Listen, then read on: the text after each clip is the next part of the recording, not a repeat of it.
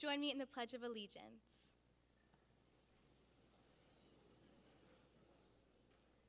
I pledge allegiance to the flag of the United States of America and to the republic for which it stands, one nation, under God, indivisible, with liberty and justice for all. I would now like to welcome Dr. John Griffith to the podium.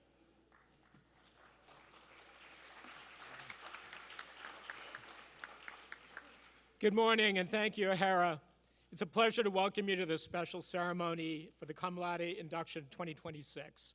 A warm welcome to all our guests, and especially parents and friends who've come here to support and celebrate the inductees.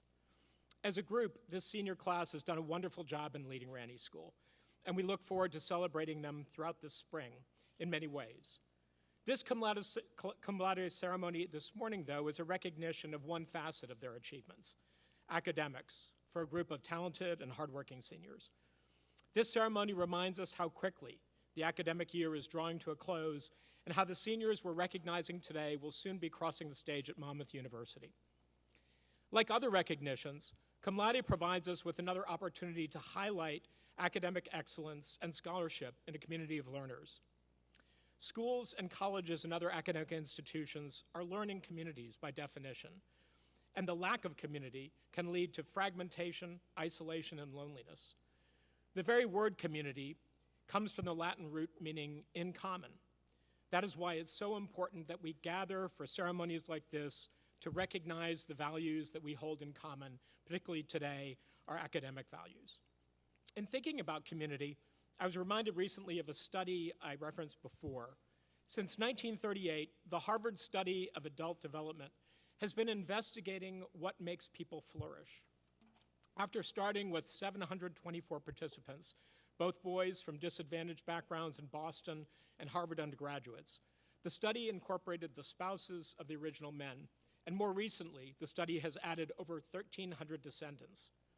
Researchers periodically interview the group and fill out questionnaires and information about their physical and mental health. It's the longest in-depth longitudinal study on human life ever done, and it's brought the researchers to a simple and profound conclusion. Good relationships lead to health and happiness. As one of the study's main researchers put it, personal connection creates mental and emotional stimulation, which are automatic mood boosters, while isolation is a mood buster. People who are more socially connected to family, to friends, to community are happier. They're physically healthier, and they live longer than people who are not similarly connected. Why do I mention that today? Because I think that as we celebrate the successes of this group of seniors in Cum Laude, it's important to recognize the idea of rugged individualism, of competition leading to academic success, or indeed happiness, is largely a myth. I certainly want to acknowledge that people learn differently, and for some people, individual learning works well. But by and large, I think we learn best in connection with others. Certainly, I'm sure that all of these seniors have spent nights poring over APUSH notes or working one more problem for BC Calculus. At this point, you've clearly used Gemini or ChatGPT to quiz yourselves in preparation for a test, and that is a smart use of AI. Some of that work certainly happens in isolation, but the best learning, I would argue, takes place in community, in a relationship with others. Cum Laude, then, is not just an individual honor for you, it's a society. You're being inducted into a group today, into a community.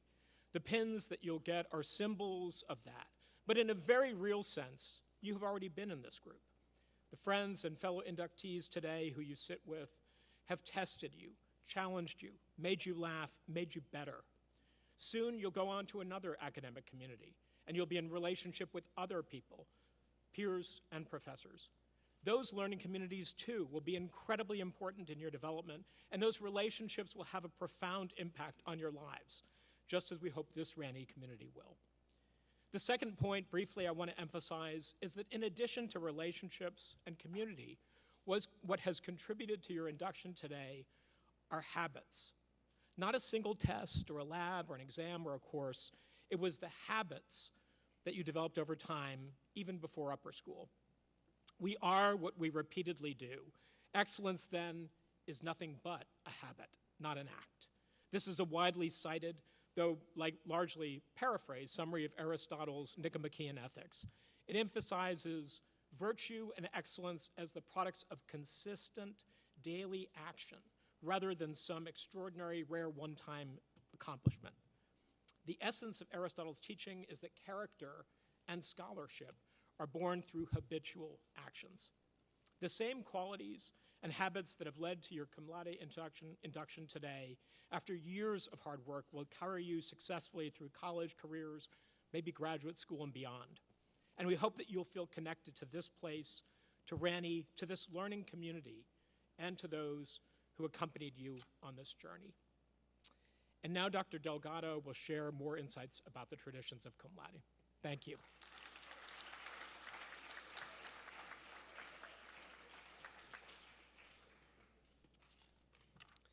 Good morning, everyone. Cum Laude Society was founded in 1906, dedicated to honoring scholastic achievement in secondary schools.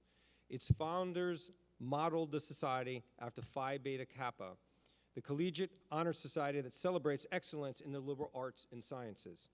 Currently, there are nearly 400 chapters of Cum Laude membership, which is primarily found in the United States, but also in Canada, England, France, Jordan, Spain, Switzerland, and the Philippines. Roughly 4,000 student members are inducted annually, representing the best and the brightest of their respective student bodies.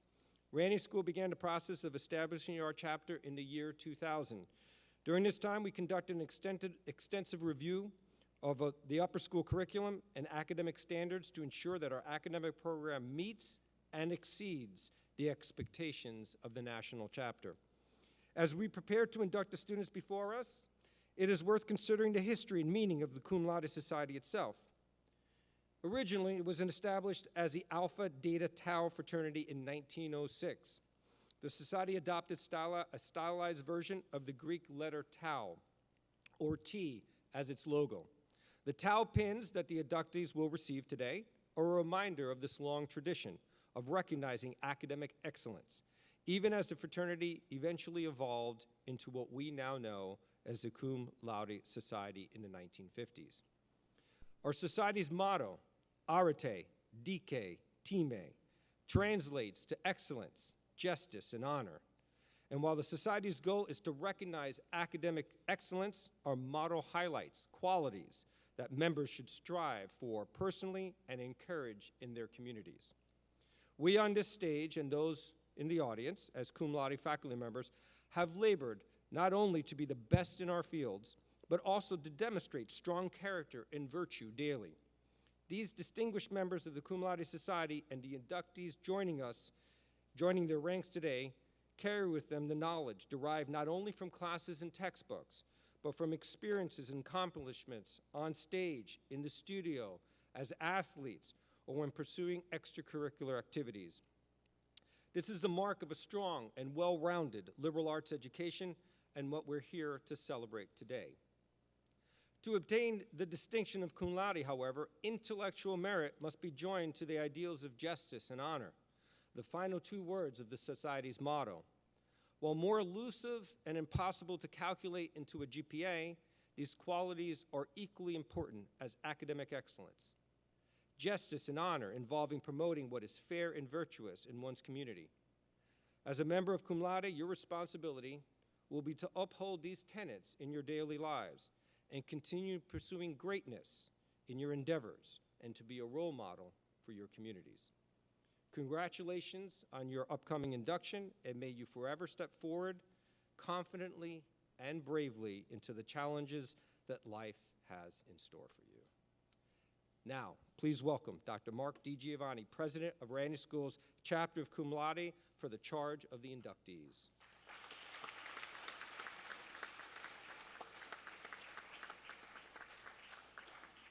Good morning, everyone. First, congratulations to our scholars. Cum laude represents the highest academic honor that Ranny awards, and only a small number of students nationwide, as you heard, receive it each year. You should be very proud of this achievement. My role this morning is to offer you a charge. I want to begin with a story from the early days of television, 1960s, when Gilligan's Island first aired. The premise was simple, if you haven't seen the show. There's 7 castaways stranded on a deserted island after a shipwreck. Week after week, they tried and failed to escape. Strangely, about 10 weeks after the premiere, the show's creator was contacted by the US Coast Guard. Apparently, there were a number of concerned viewers who had been sending telegrams asking why the United States government couldn't spare a single ship to rescue the poor people stuck on that island. It's easy to laugh at that now. I might have asked, for example, how they thought the camera crew got to the island each day, or where the background music came from. The idea that someone might confuse a sitcom with reality seems absurd, but in the early 60s, television was fairly new, and people were learning to interpret a powerful new medium that can make fiction look convincingly real. Anyone else fall for that AI video of the deer jumping on the trampoline last year? Okay, just me? Okay. Don't feel bad. History suggests that every era struggles with this problem in some way. Let's go back further in time to 1054. In the constellation Taurus, a massive supernova appeared in the sky, brighter than Venus, visible during the daytime. For 23 days, it dominated the heavens, one of the most spectacular astronomical events ever recorded. Astronomers in China and the medieval Muslim world carefully documented what they saw. Records of the event appear in Alaska, Arizona, and the South Pacific. But in Europe, no one wrote it down. Across the continent, from Rome to Moscow, Ireland to Athens, there was barely any record at all. And scholars have struggled to understand this phenomenon. A recent paper argued that the most plausible explanation was poor scientific knowledge, or lack of interest, or perhaps even some pressure from the church to ignore celestial events. As James Michener wrote in his book, Space, quote, "An age is called dark not because the light fails to shine, but because people refuse to see it." 16 years later, the Bayeux Tapestry was created, a 230-foot embroidery depicting the events surrounding the Norman conquest of England in 1066. Dr. Delgado and I actually had a chance to see it in person when we took a group of Randy students there a little over a decade ago. In one famous scene, soldiers look up at the sky toward a blazing object with a tail, Halley's Comet, which appeared that year. They noticed the comet. They recorded it carefully. They saw it as an omen, but they missed the supernova that could have taught them something entirely new about the universe. Why? Maybe the comet fit into what they already understood, and the supernova did not. Maybe we just don't have the record. We don't know. Sometimes people mistake fiction for reality, as those Gilligan Island viewers did. Other times they overlook extraordinary discoveries unfolding right before them for reasons we can't understand from our modern perspective. Across centuries, the underlying challenge remains the same: to learn how to see clearly. So here's my charge to you. Imagine people living 200 years from now looking back at our time. What will they say we missed? What discoveries or transformations or truth were visible all around us that we just failed to notice or misunderstood because it didn't fit with what we already thought we knew? The responsibility of scholars, like yourselves, is to not simply accumulate knowledge. It's to cultivate a discipline of attention, to question assumptions, to distinguish reality from illusion, and to notice what others overlook. The great challenge in that is to see what others cannot yet fathom. The work is not easy. Sometimes it's lonely, but it's often where progress begins. And as we recognize you as distinguished scholars in your own right, it's now your responsibility as well. That's your charge. That's your responsibility. Congratulations again on this remarkable achievement. I wish you the curiosity, the courage, and the clarity of vision to meet that challenge. Thank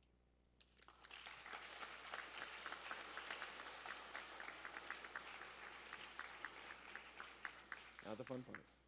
At this time, it gives me great pleasure to offer induction into the Randy School chapter of the Cum Laude Society to an outstanding group of candidates. Dr. Griffith and Dr. Delgado, please join me for the induction ceremony. Inductees, please stand.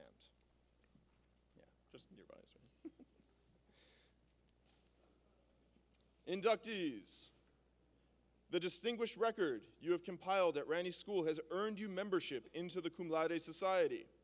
The Society is a fellowship of scholars whose purpose it is to recognize excellence in academic work.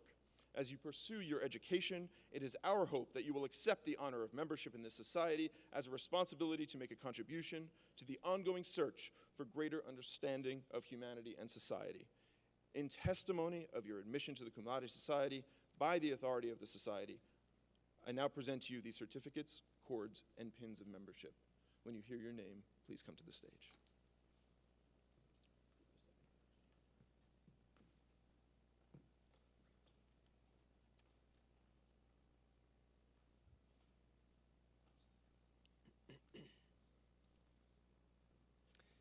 Ava Ansel.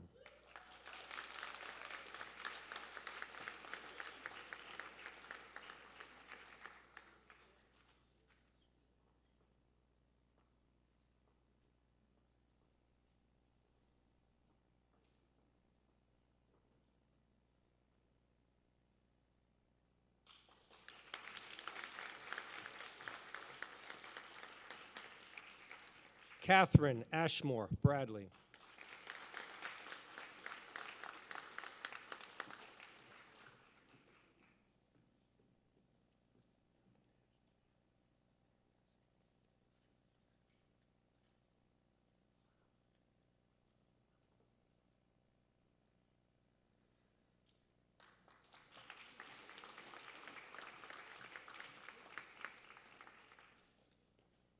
Gwen Josephine Canzanier.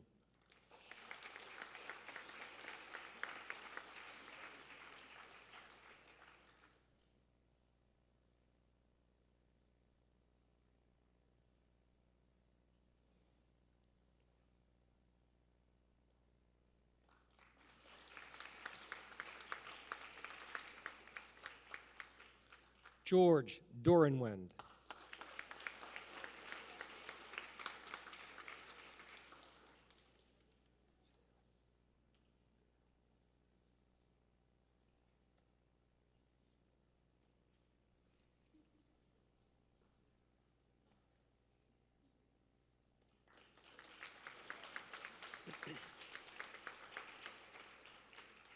Sahil Gala.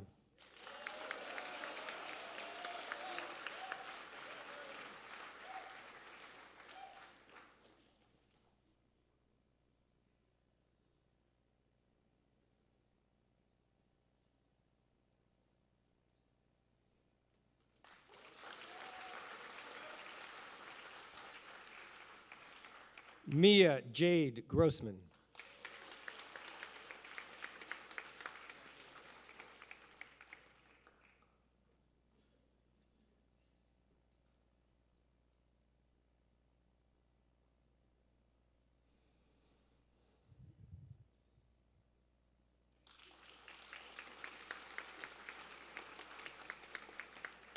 O'Hara Rose Kane Asatli.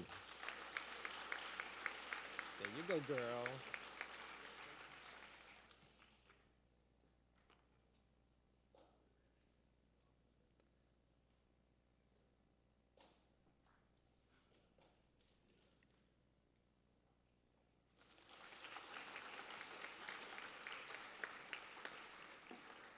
Ilana Jaden Kasner.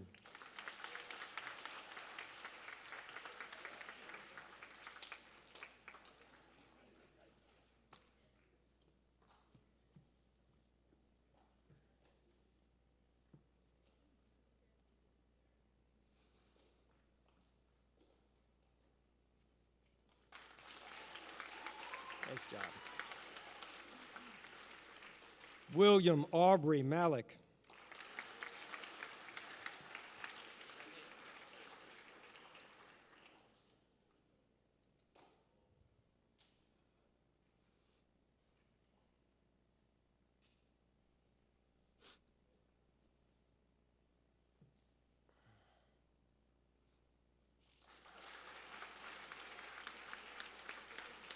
Jason Cheng Cheng Meng.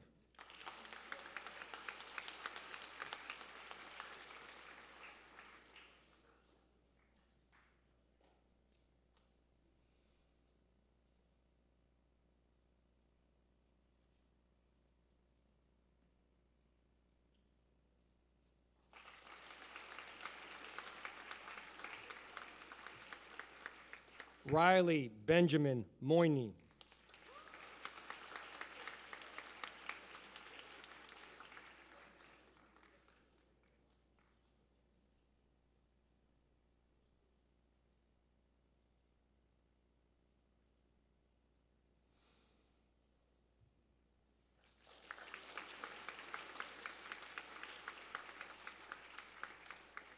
Sophia Marie Neff.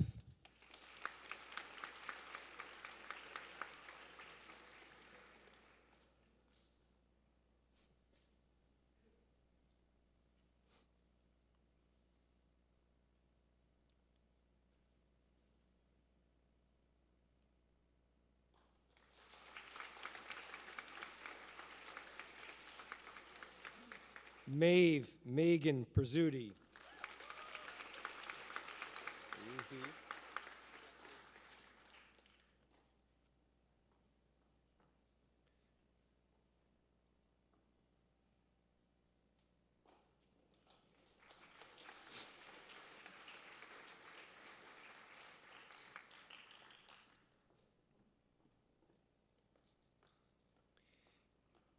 Kira Kathleen Sittig.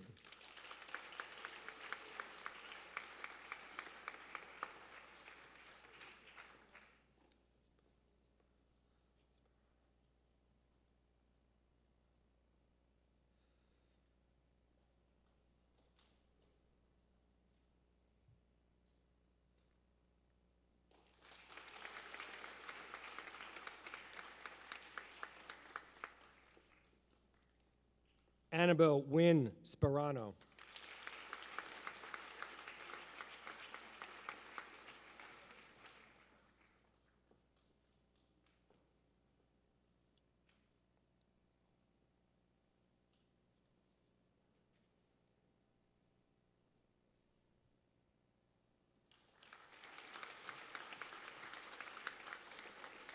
Jonathan Michael Stubbs.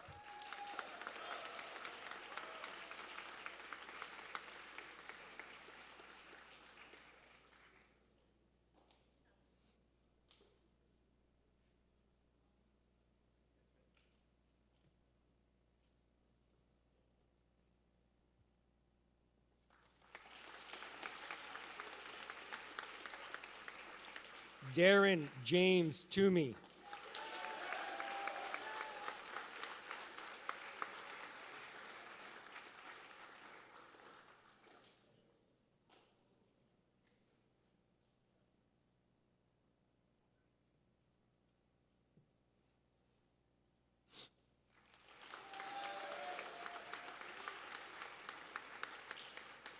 Tyler Yang.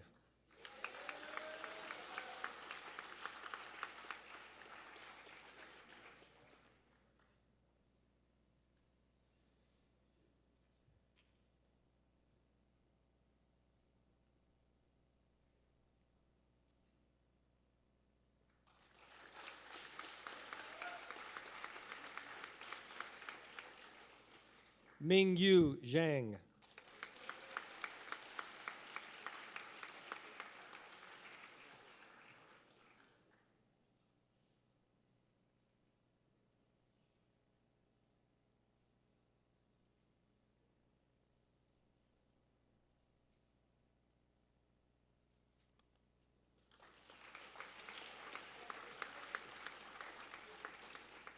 Daniel Zheng.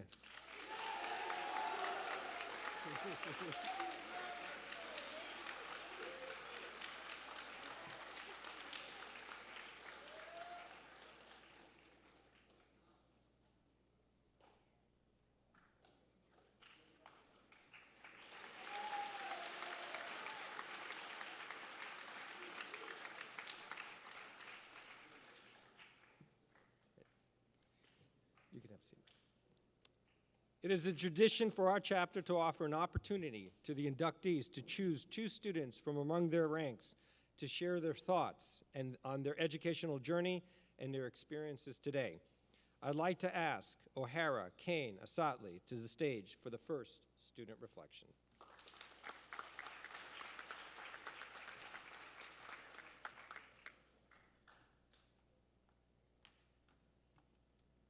Thank you, Dr. Delgado. Good morning, everyone. I want to start by expressing my true gratitude to be able to represent such a wonderful group this morning. I'm so happy to share in such a special morning, celebrating the way in which we can use the quiet power of knowledge to make a positive impact in our world. I remember my very first day of school at Ranney. On September 7th, 2022, at 8:25 in the morning, I walked into Ranney's upper school building, starting a new chapter of my story. Coming from a small Catholic school of 26 people in my grade, I remember thinking, oh my gosh, there are so many people and so many people who know and have experienced so many different things. Attending Ranney has meaningfully illuminated my world. My lived experience, no longer a single thread because of everything I've been exposed to at Ranney, has woven the tapestry of my story with the richness of revelations. On March 7th, 2023, at the Cum Laude ceremony for the class of 2023, I sat in the second row of the back left bleachers thinking, wow, they seem so old, so tall, and so mature. It always seemed as if this moment in our academic journeys was so far away, and the inductees seemed so much older than I did. Oh, how time flies. After 1,280 days as Ranney upper schoolers, we celebrate the knowledge that will guide us far after our graduation in 73 short days. I find it remarkable that each of us has accomplished this induction into Cum Laude in so many different ways. Some of us are dedicated student athletes, while some of us are dedicated performers, or maybe even both. Some of us are Ranney lifers, while some of us start in 9th grade. Some of us stayed up until 3 o'clock in the morning to study, while some of us actually understood the benefits of a restful night's sleep. Regardless of our individual journeys, we've all accomplished this same academic milestone. However, this academic milestone is one of the smallest pieces of who we truly are. I admire your kindness, your wit, and your empathy far more than I do our GPAs. And I treasure our memories far more than I do these gold cords. In 9th grade, I thought one of the worst things that could happen was getting a 97 on Dr. Schneider's sci-fi pitch project and Dr. Schneider's English 9 class. And I thought one of the best things that could happen was getting 100 on my Algebra 2 honors test with Mrs. Goodbrow. I can assure you, however, neither of these things is true. When I look back upon the last few years, none of my favorite memories regards a numerical or letter grade of any kind. I find myself reminiscing upon the people who have made my last 3.5 years so wonderful. This extends further to the fact that we are only a very small group representing a truly wonderful grade of 103 incredible students.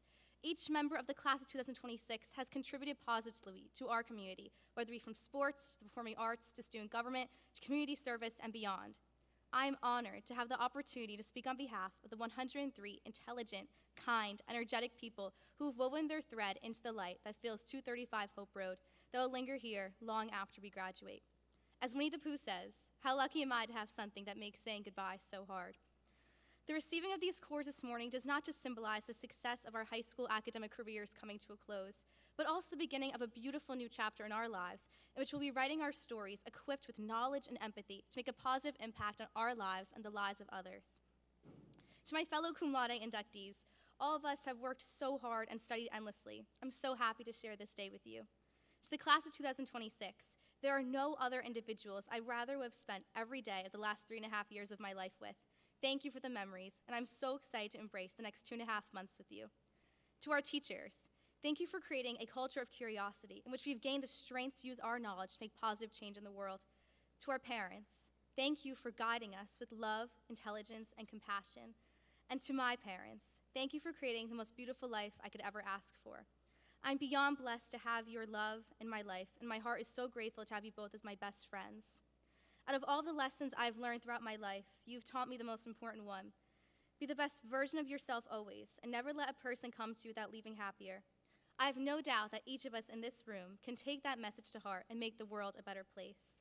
Congratulations to the inductees of Cum Laude, the fabulous class of 2026, and your families. I truly hope you enjoy this special day, and I hope your hearts are filled with joy, love, and excitement for the beauty our futures hold. Remember the beauty and strength that your Ranney chapter inspired, and let's go write the next chapters of our stories the way we want to. Thank you so very much. Happy Cum Laude.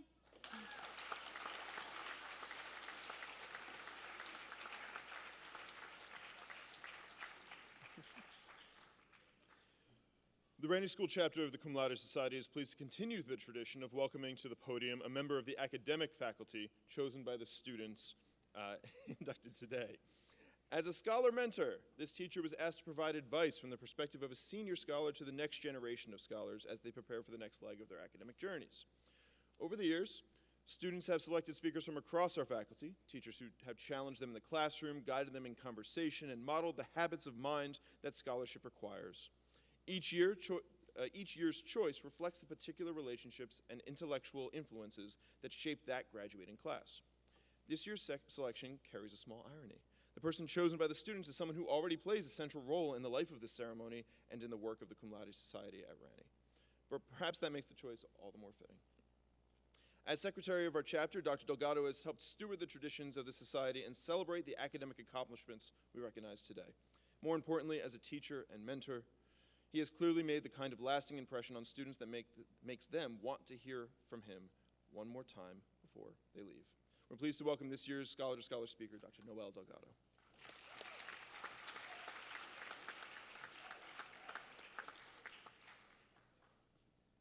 Thank you, Dr. DiGiovanni, for that very kind introduction. And thank you, our Cum Laude students, for asking me to speak here today. I'm humbled to stand in the presence of these wonderful students who have strived so diligently in all their pursuits, but who always have time for a kind word, a helpful hand, or some joyful banter. Now, I'm going to diverge a little bit from what we traditionally do. I'm not going to provide you advice. Instead, I would like to talk about those cords around your neck. If you just indulge me for a moment, I'd also like to focus on the greater meaning of the three words that compose the Cum Laude motto, arete, dike, and time, and why you merit this distinction. Arete means, as I mentioned earlier, excellence in ancient Greek, and specifically in Homer's poetry of the Iliad and the Odyssey. This term arete had powerful significance in the ancient world and was reserved only for those who clearly stood out from their societies as shining examples of unique accomplishments, as you have done today. For instance, we remember in this very day, although it occurred 3,000 years ago, the deeds of great Greek heroes. Achilles as the fiercest of Greek warriors, Odysseus as the most cunning and wise of the Achaeans, and Hector, Prince of Troy, eclipsed others in his loyalty to his family and to his duty to his country. These surpassed all others in these qualities, and their names have thus been immortalized. I emphasize the point of arete because too often in our society, we are caught up with the erroneous notion that all people have equal qualities and deserve equal praise for their efforts, no matter the outcome. In some schools, students are awarded passing grades because they try, they put in effort. In others, they receive participation awards for simply joining a club or an athletic team, putting little or no vigor in their attempts. We seem to have forgotten the true meaning of the term egalitarianism as handed down by our founding fathers, that all men and women should be provided with equal opportunities to succeed. In other words, we all start on the same level playing field, but we are not equal in all the things we achieve. As we grow and mature, some move away from the pack and a few squander their given opportunities, while others complement their natural strengths with hard work and determination. Your arete is in the pursuit of knowledge and general intellectual growth to a level few will ever reach. In this instance, you're not equal to others, but you have surpassed them. Be proud of your acceptance into Cum Laude, and do not take this honor lightly. It was well earned. How, though, has this been determined? By dike, the second in our motto, meaning by justice and fair judgment. Among you now in the audience sit your teachers and your mentors, the faculty who have held you to the highest standards, whether it was solving complex mathematical equations, deciphering the mysteries of sciences, expressing your emotions through music and art, wrapping your mind around new language and culture, or evaluating man's relationship with one another through history. Your teachers have been beside you all along. They encourage you to challenge yourself academically, to think critically, and finally, assess your understanding of every subject through rigorous assessments. Let no one here question your achievements, because we, the faculty, bear witness to your triumph.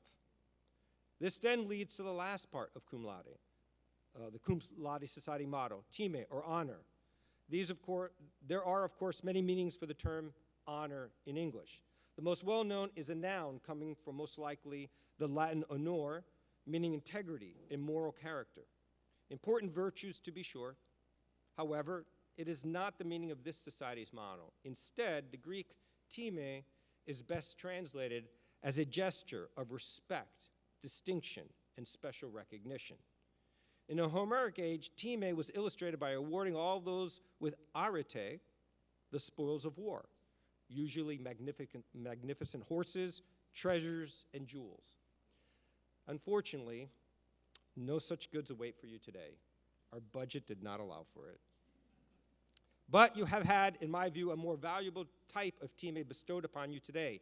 This is symbolized quite clearly by the golden cords that hang about your shoulders.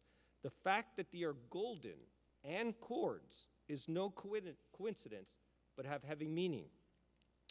A cord symbolizes man's tie to the heavens, as reflected by the golden cord of Zeus that held the universe up and which Plato saw as the sacred cord of reason. Plato may have been referring to man's potential to connect intellectually to the divine. In Hinduism, the knotted cord worn about the shoulder signifies initiation into formal education and spiritual life. In Persia, when wrapped around the waist, a cord signified good thought, word, and action. And in Christianity, it represents leadership and, once again, the connection to divine. Don't let your heads get too big there's all this divinity speak here, but. The color gold is equally full of meaning. One of the most precious metals of the ancient world, it was often thought to have been created by a mixture of water and sunlight. For the Egyptians and the Greeks, it characterized enlightenment, wisdom, and the divine. And to Plato, once again, it meant reason. In China, it was the essence of heaven. In Hinduism, it was the symbol of intellect, wisdom, and cognitive enhancements, closely tied, once again, to divine figures. So while today's special recognition may not be materially valuable as those distributed in Homer's time, there are no gems, jewels, or other treasures to be bestowed, it is without a doubt still very precious and should be cherished. I would like to thank you, the audience, and the inductees for indulging me in sharing with you my view of the meaning of arete, dike, time, and I hope it was, at the very least, entertaining.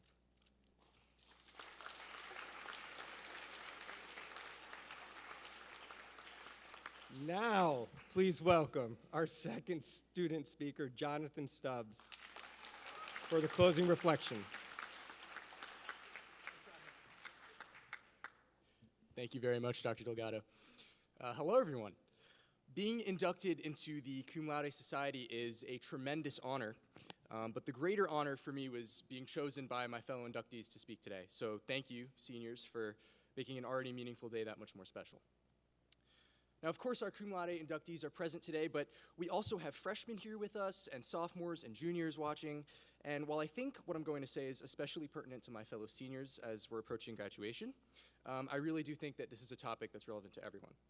So, I want to start in kind of an unconventional place. I had some free time the other night, and I was sitting on my couch, doom scrolling on Instagram, as many of us all too often find ourselves doing.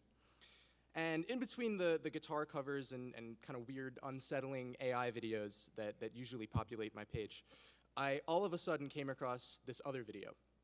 And it was a video ranking the quote-unquote best extracurriculars a student could be involved in, presumably for acceptance into a highly selective university. Now, this actually really bothered me, and really for two reasons. First, it was 10 o'clock at night, and I was on my couch, and college applications were the last thing I wanted to be thinking about.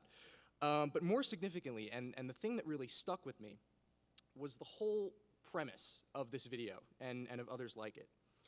The problem with this, I think, is that it encourages students to place a set amount of value in their achievements and passions based almost entirely off of what they think admissions officers at a couple colleges across the country might think of them.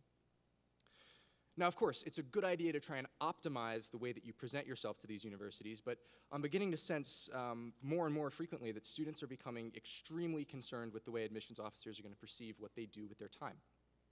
And I noticed this in myself, too. When I was filling out my applications earlier this year, I consistently found myself asking, is what I have done good enough?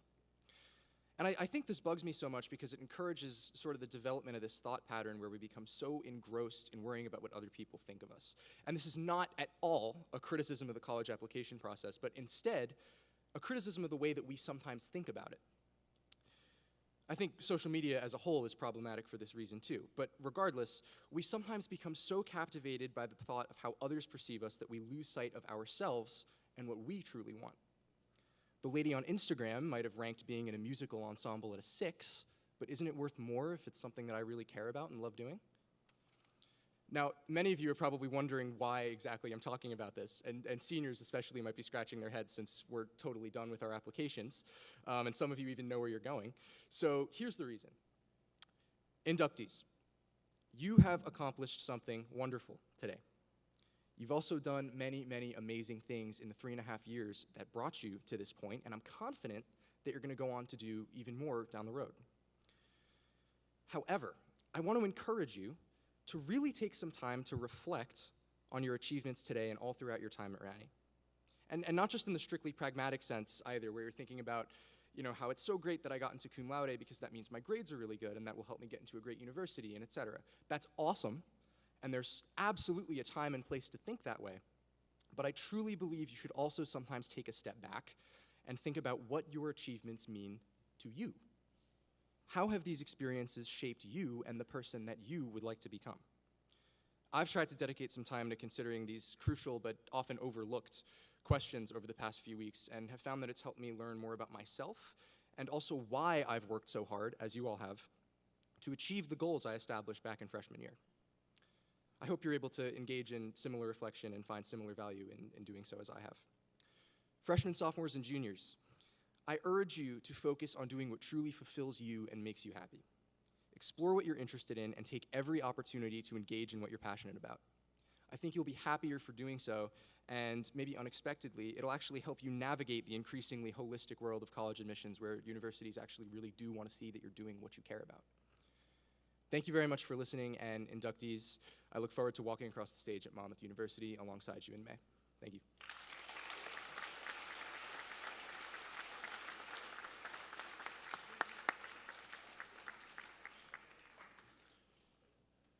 Thank you to both of our student speakers today, as well as to our distinguished faculty speaker, Dr. Delgado.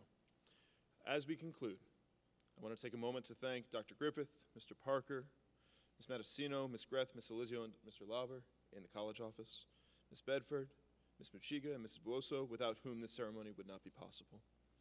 I want to remind the inductees and their families and guests that we will process out and go across to the staircase outside of the upper school building for photos.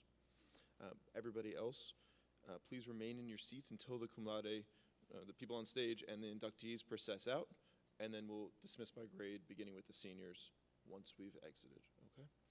Thank you, everybody. Have a great day.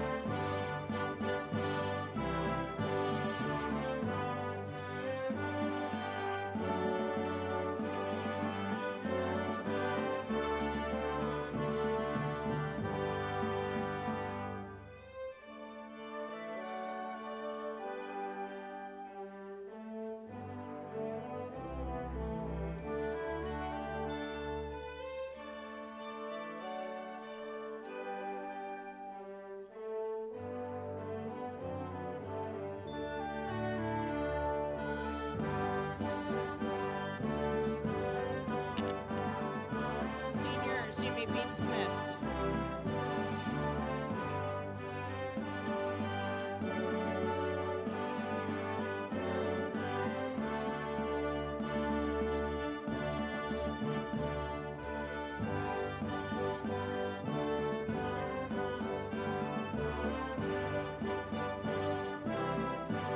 Ninth grade, you may be dismissed.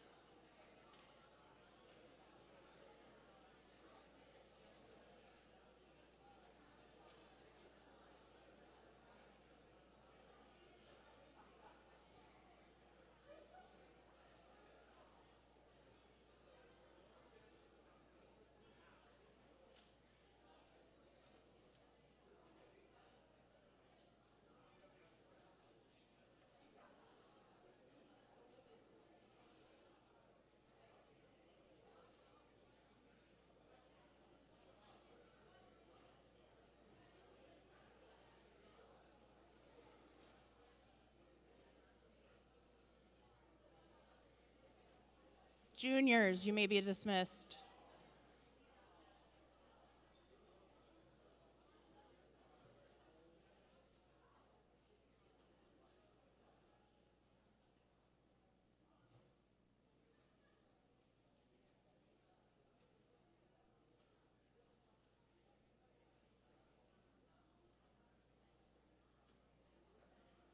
All right, 10th grade.